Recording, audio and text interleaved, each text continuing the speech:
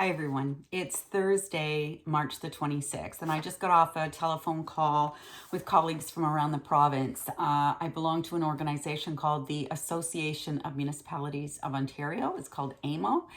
I'm the past president currently, and I got to tell you, at times like this, it's really great to be able to reach into that group and talk about how other people are handling the situation, what's working for them, what isn't working for them, and just talk it through what the process is. And I'm very grateful to have that. Also, I was on a call today with Minister Lisa MacLeod. She is the Minister of Tourism, Culture and Sport. Certainly some of the hardest hit industries in the province are the tourism industry. So interesting to hear what that sector is doing to try to help the businesses and support them in that case. And also, of course, the athletes that are now postponed from the Olympics for another year. But I think what you probably want to hear most from me today is that we did have a town council meeting last night. It was our very first virtual meeting, and I thought it went very well. A little bit getting used to the technology, when to mute, when not to mute, but I thought it went reasonably smooth, and I was really pleased to see that about a little over 50 residents tuned in, which is pretty good considering a normal night when we have a regular council meeting. We're lucky to get 5 or 6 people in the audience. So that was promising for me, and our next one will be April the 8th, and hopefully it will go just as smoothly and we'll get some more business done. So the business that we did do last night was to look at the town's initial response to trying to support our residents and businesses through this difficult time. So council did pass a motion that would waive the interest and penalty charges on outstanding property taxes from March the 1st through to June the 30th. So that would in fact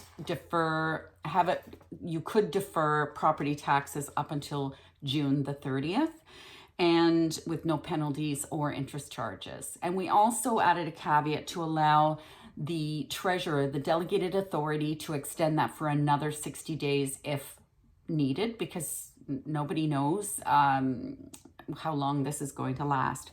The other significant thing we did was we also waived the interest and penalty charges related to water and wastewater services, and for those in need and those that request assistance. And that goes from March through to June, March 1st to June 30th.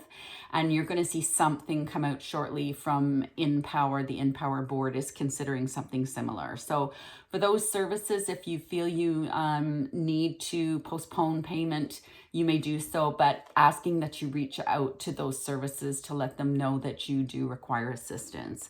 So that was our initial response. Staff are still going to be looking at what came out in the economic statement yesterday and see if can be any refinements made based on the 17 billion that the province is proposed to spend or defer in that economic statement. So we'll have probably more talk on this in the future, but I just wanted to give you a heads up and let you know if you have any questions or concerns, whether you thought the meeting went okay. If you were able to join us, we'd love to hear what you thought of that. And you can always reach me at officeofthemayor@innisfil.ca.